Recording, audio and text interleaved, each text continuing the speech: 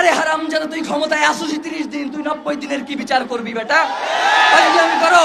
আমাদের এই কঠোর আন্দোলনের কারণে যদি সরকার পইরা যায়, তাহলে তো সরকার ঠিকই নাই, সে তো পইরা যাওয়াই উচিত।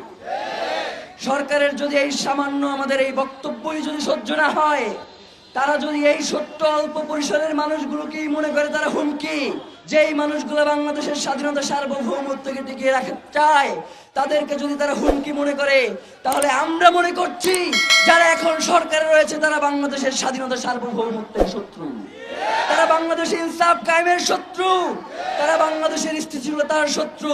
সুতরাং আমরা ইনকিলাব মঞ্চ আপনাদেরকে জানিয়ে দিতে চাই, আমরা গতকালকে আপনাদের মাধ্যমে 3 দফা ঘোষণা করেছি।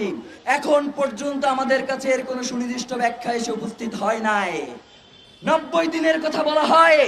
আরে হারামজাদা, তুই ক্ষমতায় আসিস 30 দিন, তুই 90 দিনের কি বিচার করবি বেটা?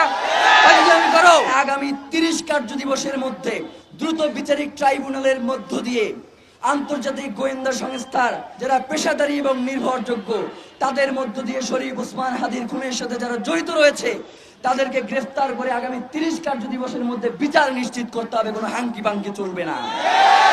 প্রিয় ভাইয়েরা, আমরা বলেছি, আমাদেরকে এখনো বিভিন্ন মাধ্যম থেকে জানানো হয় যে শহীদ ওসমান হাদিকে যারা হত্যা করেছে তারা এই দেশেই রয়েছে, এবং আমাদেরকে বলা হচ্ছে যে 25 তারিখে সকলে জনাব তারেক রহমান দেশে আসবেন, তার জন্য জনগণ উতলা হয়ে থাকবেন।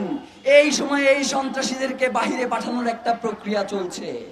আমরা বাংলাদেশের জনগণকে সাথে নিয়ে বলতে চাই, জনাব তারেক রহমান আসবেন, এর জন্য আমরা ইনকিলাব মঞ্চ 25 তারিখে কোনো প্রোগ্রাম রাখি নাই, এবং আমরা মনে করছি যে জনাব তারেক রহমান দেশে ফিরে আমাদের এই আন্দোলনের সাথে তিনিও একত্রতা পোষণ করবেন।